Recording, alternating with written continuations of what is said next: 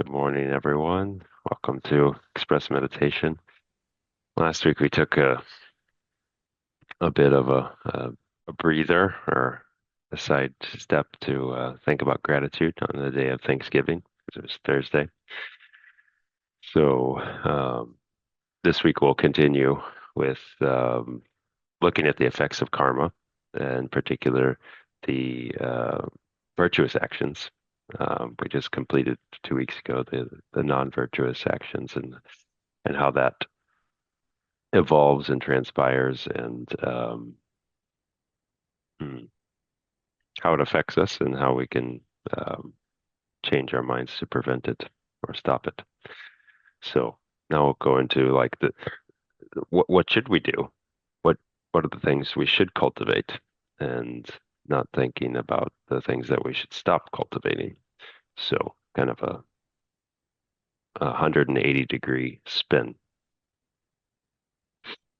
So we just start by bringing ourselves into the session, making sure our body is as comfortable as possible, releasing any holding, pulling, tension that we may have.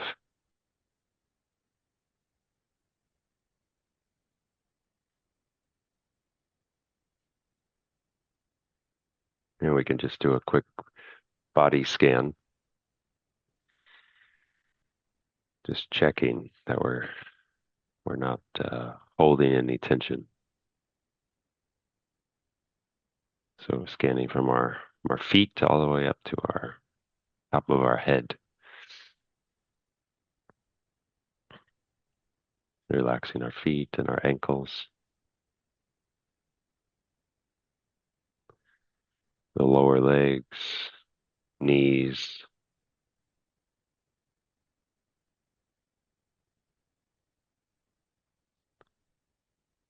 our thighs,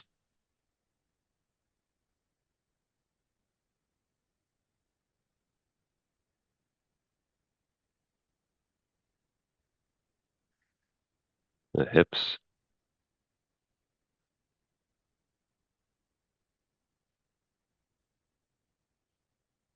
and all of this lower body, kind of builds our foundation. So we have a weak foundation, we're going to have a weak building. So making sure that our foundation is loose, relaxed, comfortable, but stable.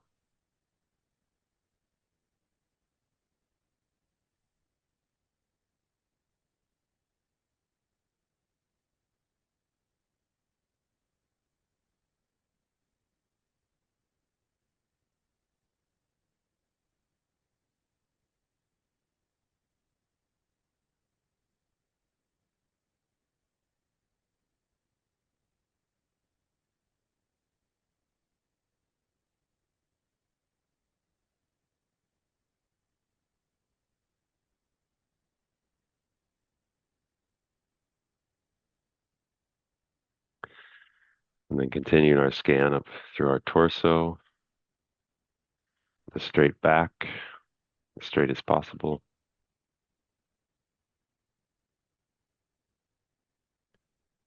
Relaxed shoulders, arms gently hanging to the side.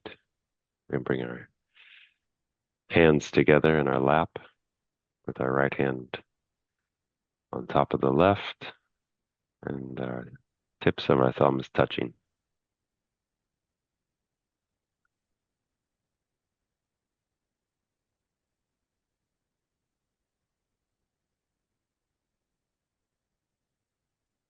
And the straight back continues up through our neck to the crown of our head.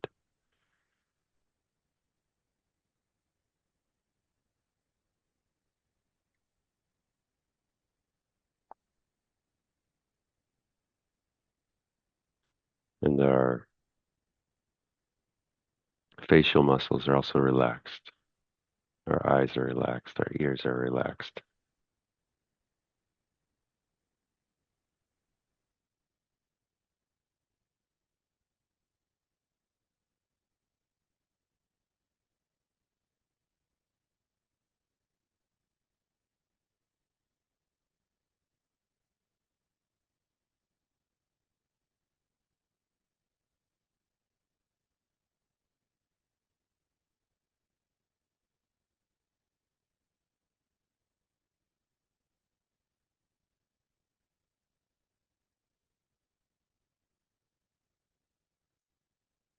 And then we bring our attention to our breath, the breathing of our body.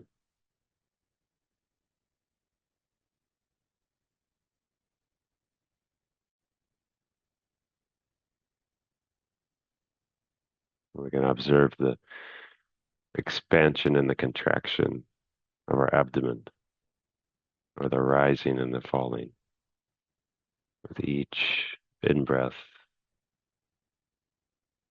and out breath.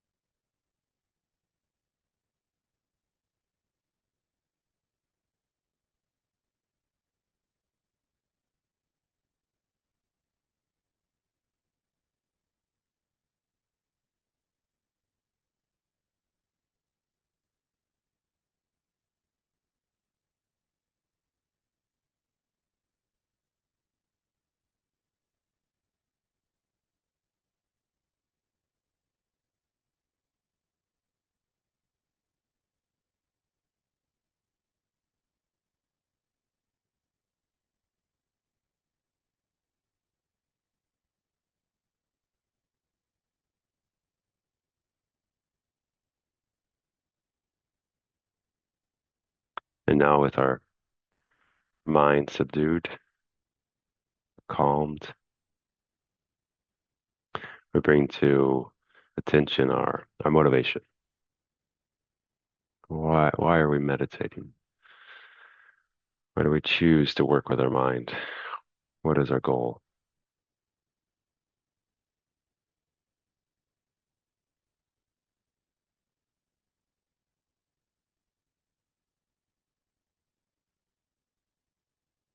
And we can cultivate this altruistic motivation, bodhicitta motivation, the motivation that all suffering of all beings comes to an end. That we do this work to uh, free our mind of suffering for the sake of others.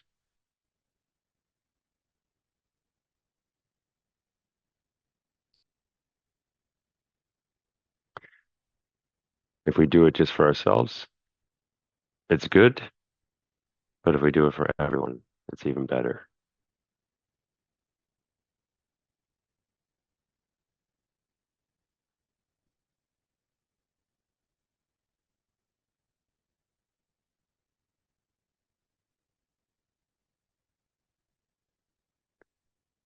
Like we're giving the gift of happiness to everyone.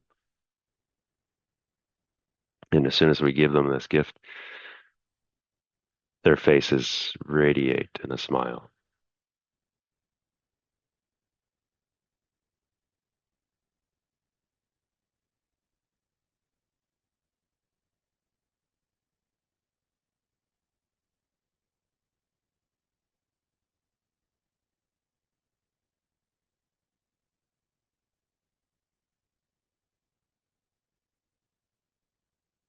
And there's nothing as rewarding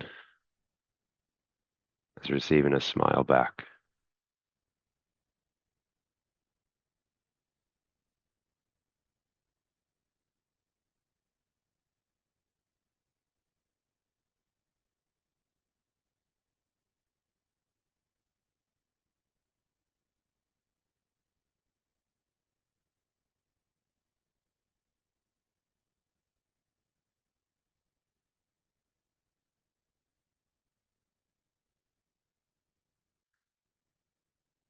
So to be able to do this, we need to cultivate our minds. We need to cultivate virtuous actions. We need to understand what happens when we create virtue. What's our motivation? What's the action? And what's the following thought?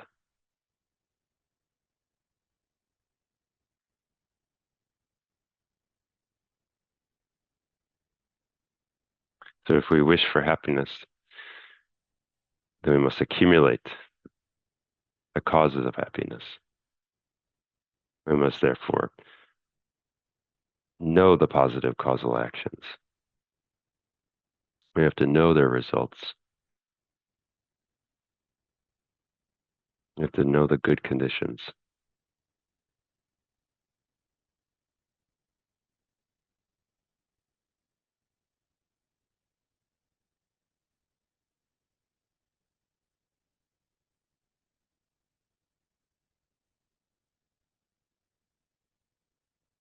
So these 10 virtuous actions are the opposite of the 10 non-virtuous actions.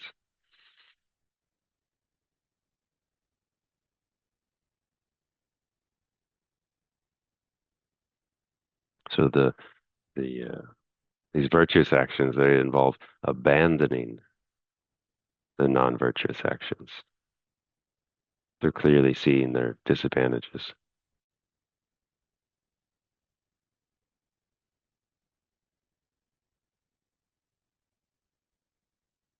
So it's kind of like abandoning. What is it to release? What is it to let go?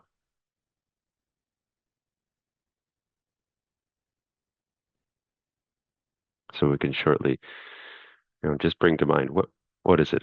It's abandoning killing. It's abandoning stealing, abandoning sexual misconduct, abandoning lying, abandoning divisive speech, abandoning harsh speech, abandoning idle gossip, abandoning covetousness, abandoning malice, and abandoning wrong views.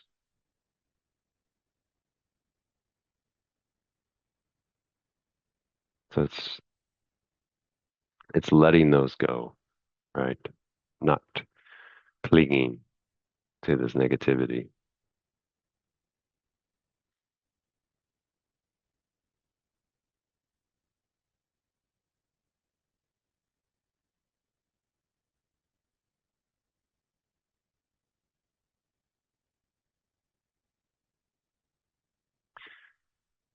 So we think about this virtuous karma. It's made up of four factors or four components, and we continually talk about them. So what are they? Think for a moment. What are the four factors that we need to have present in the law of karma?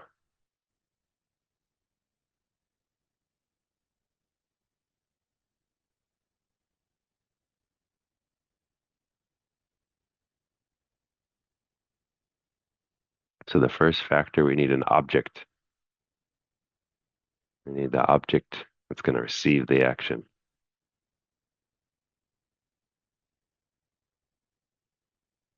And then we need an intention. What is our motivation?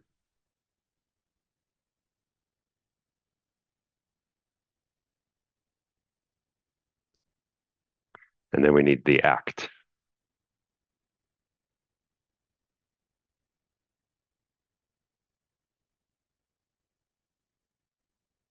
And then the last component is the completion. The act is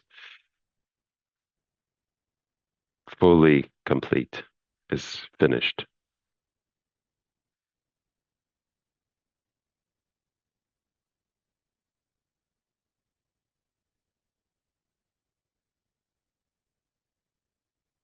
So let's look at it in practice, right? So abandoning killing. What what would happen? How would this work, right? So first, what do we have? We have the object. So imagine the situation. You're sitting on your back porch, relaxing, staring into the distance,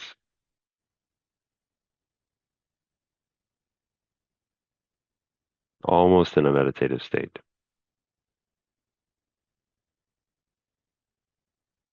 And a fly lands on your nose.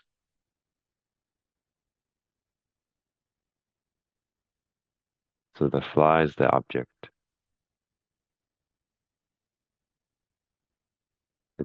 It's another living being.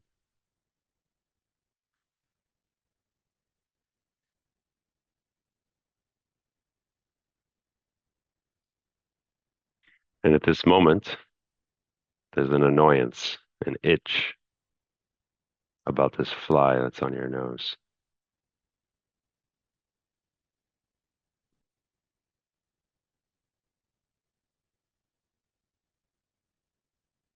So a motivation arises, an intention arises, and you have a clear understanding of the object, of that the fly on your nose. There's no mistaking what the object is. And at this moment, you have a choice on your motivation. So you can choose in a state of mind and determine to abandon killing. I will not kill this fly.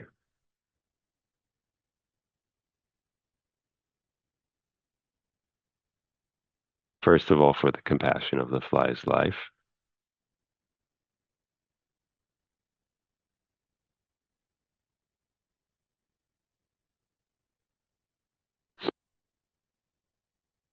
And secondly, you understand the disadvantages, the negativity of killing.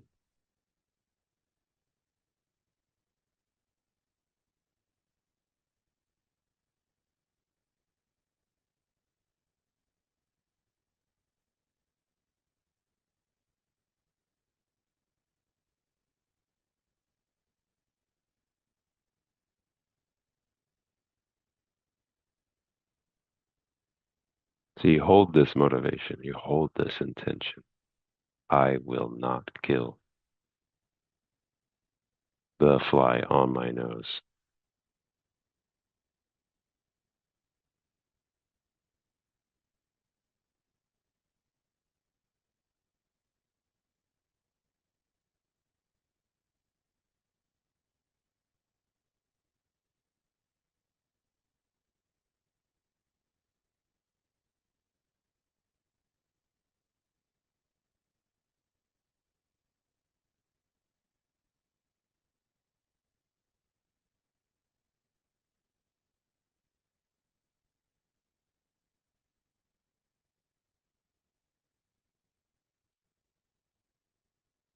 And then with this intention, we have the action, the actual um, thought that killing is improper.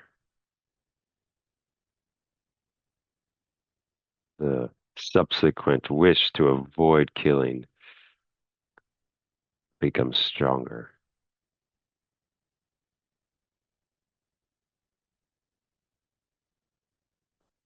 And an effort is made to avoid killing the fly.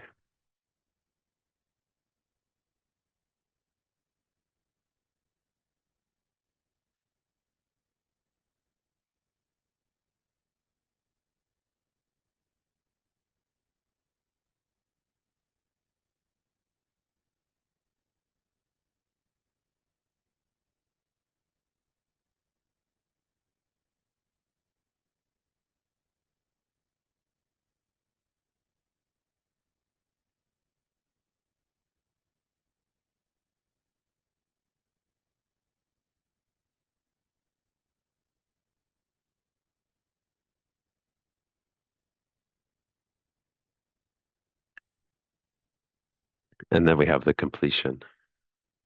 And the completion is this final decision to avoid killing.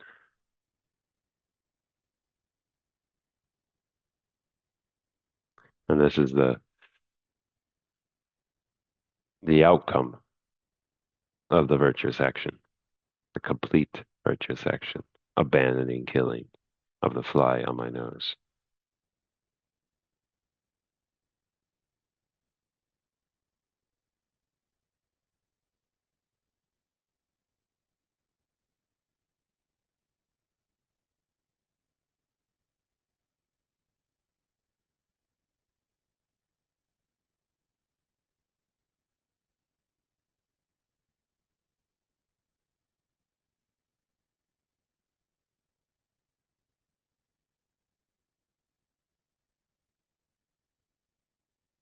So having the intention to avoid killing and actually practicing the abandonment of killing is the virtuous action, which is the opposite to killing.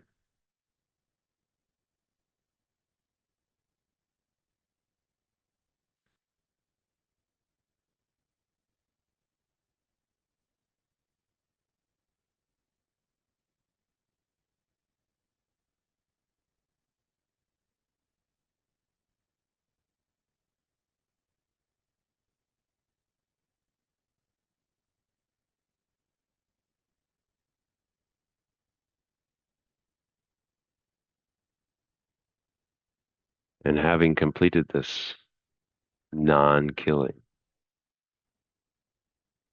there's a sense of joy, there's a sense of success, of changing habit, changing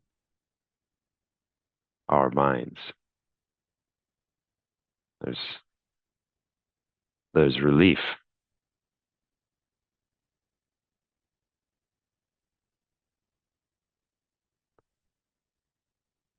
Not only did I not instinctively swat at the fly and kill it, I've completely abandoned this thought.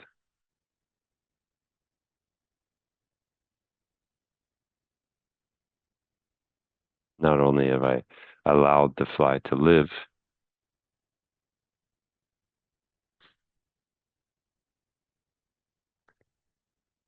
but I've created positive karma for my mind stream.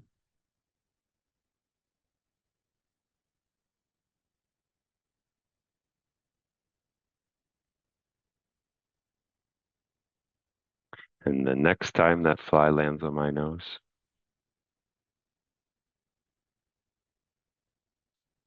I'm much less likely to kill it again.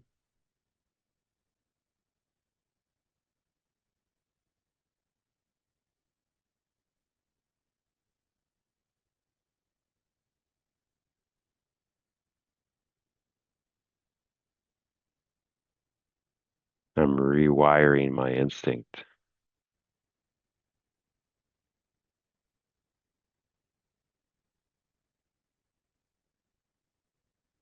I'm becoming positive. I'm becoming a bodhisattva.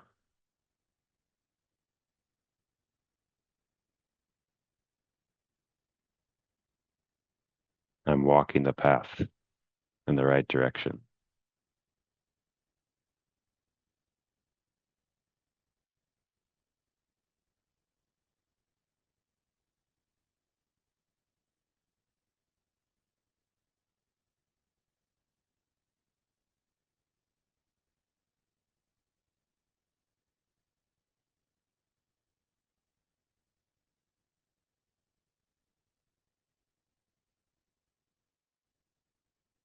And on a very subtle level, because of this virtuous action, I'm more likely that I will perform virtuous actions for the other non-virtuous as well.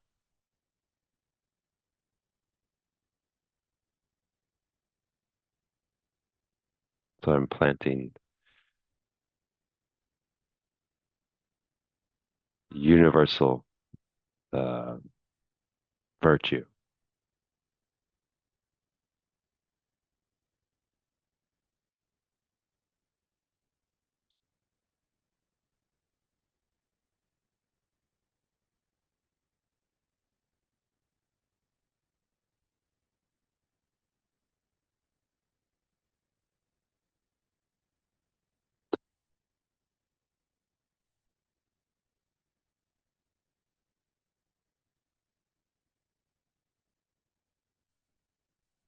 because this virtuous karma of the mind is accumulated by abandoning the three uh, non-virtues of mind, abandon covetousness by practicing contentment and having little desire.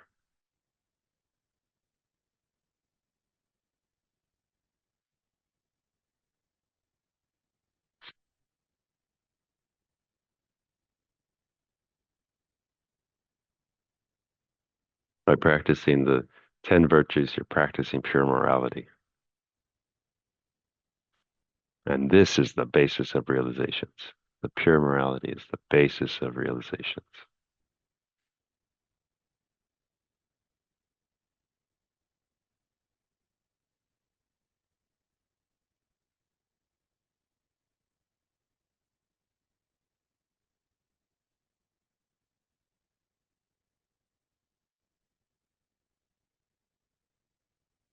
The pure morality is also the basis of happy rebirths, of higher status,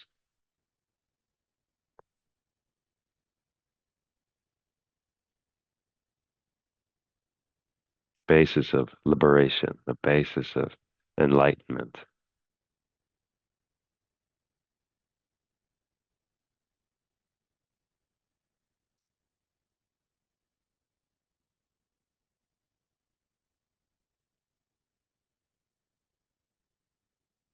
And in fact, the Buddha said the uh, the earth is the base from which all good things, such as crops, flowers, jewels, is the basis from which they come.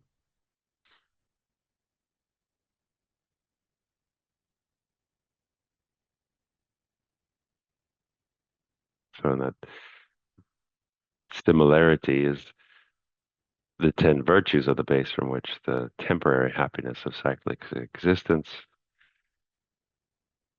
the qualities and realizations of the path, the liberation, uh, the 10 bodhisattva grounds, and the four bodies of enlightenment. This is the base. This is the base. This is the start.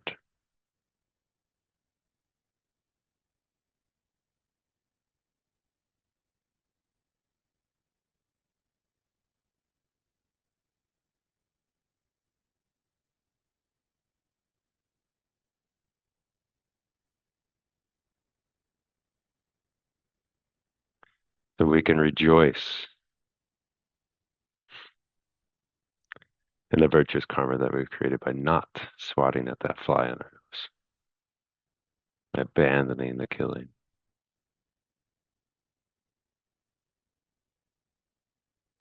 And we can dedicate all the merits that we've created through this contemplation, through this meditation, through this training of the mind.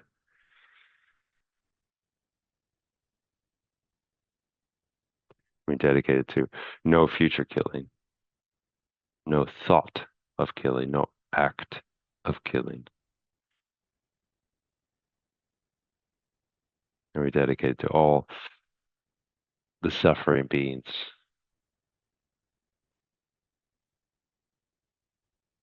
Illness, sickness, and death may be eliminated and cease to exist, may it never return. And may all beings be free of the suffering of samsara.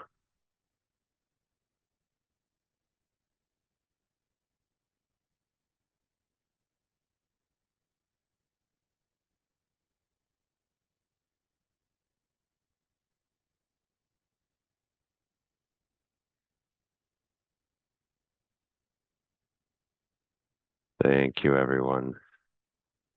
Thanks for joining.